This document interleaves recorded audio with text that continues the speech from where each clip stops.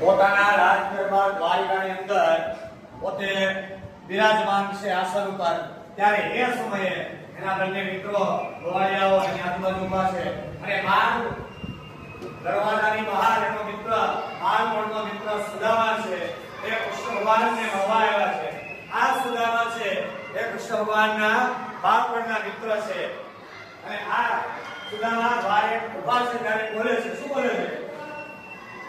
અરે દ્વારપાળો ઉસ કનૈયા से कह दो कि घर पे सुदामा गरीब आ गया है, कि घर पे सुदामा गरीब आ गया है। भटकते भटकते આવી રીતના સુદામા છે એ દરવાજા પાસે ઊભા છે અને આ કૃષ્ણ ભગવાન આ દ્રશ્ય જોવે છે તો કૃષ્ણ પોતે દોડીને પોતાના મિત્ર સુદામાને મળવા માટે જાય છે। દોડતા દોડતા કૃષ્ણ ભગવાનને પોતાનું ભાન નથી રહેતું અને પોતાના મિત્ર સુદામાને મળે છે અને કૃષ્ણ ભગવાન સુદામાને પોતાના દ્વારકા નગરીની અંદર લઈને આવે છે।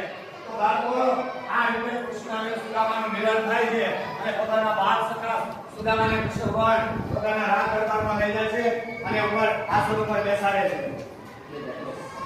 વાહ વાહ વાહ વાહ ભાઈ વાહ। અહીંયા કૃષ્ણ ભગવાન છે, કૃષ્ણ ભગવાન એના ચરણ સ્પર્શ કરીને એના ચરણને સ્પર્શ કરે છે, એના ચરણ છે ધોવે છે અને પોતે પોતાની મિત્રતાની ઝાંખી કરાવે છે દુનિયાની અંદર।